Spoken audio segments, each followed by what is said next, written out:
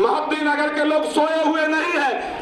जैसे लोग पूछ लिया यहाँ का नेतृत्व को इस धरती से प्यार नहीं, तो मोहद्दीनगर के अंदर कोई ऐसा कोख खाली अभी नहीं है। यहाँ का बेटा जन्म लिया है, लड़ाई लड़ेगा गरीबों के पक्ष में, किसानों के पक्ष में, मजदूरों के पक्ष में। लेकिन हम गुंडागर्दी प्रखंड और अंचल द्वारा जो गरीब के खिलाफ हो रहा है वो नहीं होने देंगे।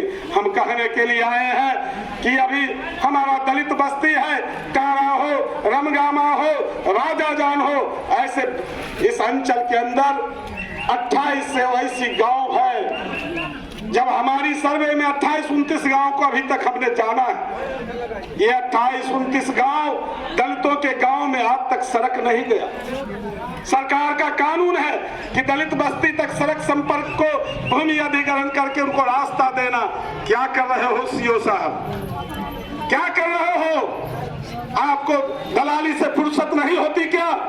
उन कहने के लिए तो आप भी दलित हो, लेकिन गरीबों के दलित बस्ती तक सड़क क्यों नहीं? एक मोहद्दीनगर का उदाहरण बताइए जहां पर आपने दलितों को भूमि अधिग्रहण करके रास्ता दिया। इसलिए दलित भाइयों, आपको भी जगत रहना पड़ेगा।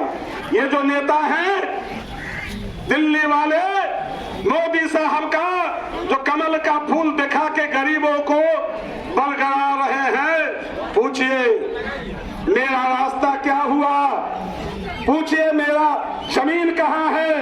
पूछिए मेरा घर कहाँ है? 22 तक सभी गरीबों को पक्का मकान देने का वादा किया था। क्या हुआ तेरा वादा? को कहा हुआ किसानों के तमाम कर्जे माफी करेंगे, उसके फसलों की लाभकारी दाम देंगे, दुगना कीमत देंगे। कहा गया वो वादा? किसान को न्यूनतम समर्थन मूल्य क्यों नहीं मिली?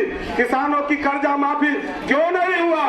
इसलिए मार्क्सवादी कम्युनिस्ट पार्टी ने कहा ये देश अम्बेडकर का है, ये देश भगत सिंह का है, ये देश को आरएसएस का देश हम नहीं बनने देंगे। 24 में आपकी हम विदाई करेंगे, किसान मजदूरों की ताकत पर आपकी विदाई करेंगे। आप तो कहे थे भाइयों एवं बहनों, महंगाई खत्म करेंगे, बेरोजगारी खत्म करेंगे। 9 साल के आपके कुशासन में महंगाई आकाश छू रही है। आत्महत्या कर रहे किसान तो पहले ही आत्महत्या कर रहा था, देश का नौजवान भी आत्महत्या कर रहा है।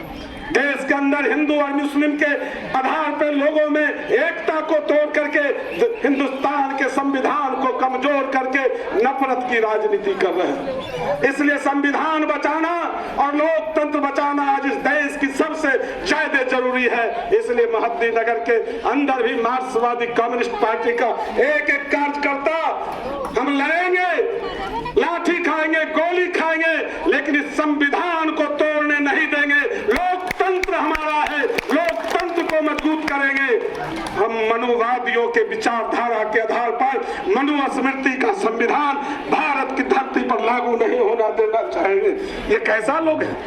अरे इनको तो किसी से न प्रेम है, न हिंदू से प्रेम है, न मुसलमान से नफरत तो पहले से ही है। अरे अभी इंडिया अलायंस बना, जो कहते थे वोट फॉर इंडिया, कहते इंडिया नाम होते ही अब हमको नफरत हो गया, सब जगह नाम मिटाओ। भारत लिखो। G20 का भी दिल्ली में 2 दिन का सम्मेलन हुआ। हमारा प्रधानमंत्री और ये अंधभक्त लोग कहता है G20 हमारा देश का प्रधानमंत्री जो विश्व गुरु बनेगा, देखिए उसका ताकत जो भारत में करवा दिया, कितना लोगों को मूर्ख बनाता है। अरे हर साल इसकी बैठक होती है, अब अगली बैठक ब्राजील में होने वाला है, लेकिन इस बैठक के नाम पर जनता की गाढ़ी कमामी पिछले 2017 से लेकर अभी तक जितने भी देशों ने मेजबानी किया, लास्ट मेजबानी में 700 करोड़ खर्चा और ये 4100 रुपया खर्चा करके देश को क्या आपने दिया? सोने की कटोरी और चम्मच परोसने की राजनीति, देश को कंगाल करने की राजनीति है। देश के अंदर आप अपनी वास्तविकता को छिपा के केवल प्रोपगंडा से आप चाहते हो कि हम दुनिया में अपनी ताकत बनवा लेंगे। दुनिया में ताकत तब होगी जब शिक्षा के क्षेत्र में, स्वास्थ्य के क्षेत्र में, रोजी रोटी के क्षेत्र में आप काम करोगे। इस काम में तो आपने देश को अडानी और अंबानी को खुली लूट के छूट दे दिया। ऐसी स्थिति में मेरे भाइयों, माता एवं बहनों, आपको भी जगना पड़ेगा।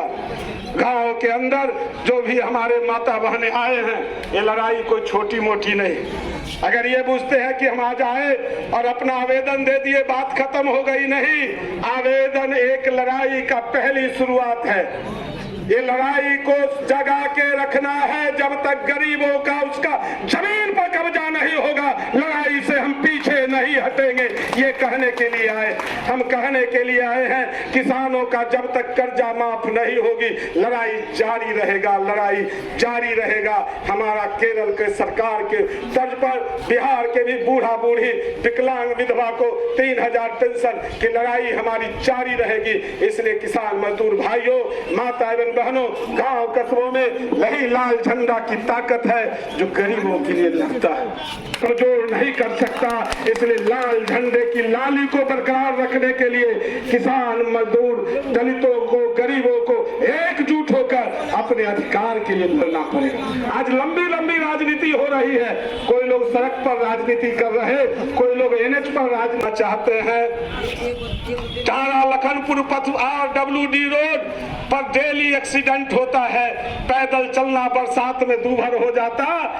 ये टारा के अंदर RWD रोड क्यों नहीं बन रहा है? माननीय लोग, इसमें क्यों नहीं करिश्मा दिखा रहे हो?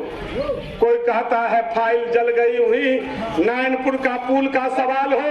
बरसों से हमारी पार्टी इस आंदोलन को उठाया। 9 साल हो गए मोदी जी आपके भी, नैनपुर के लोगों को पुल नहीं मिला।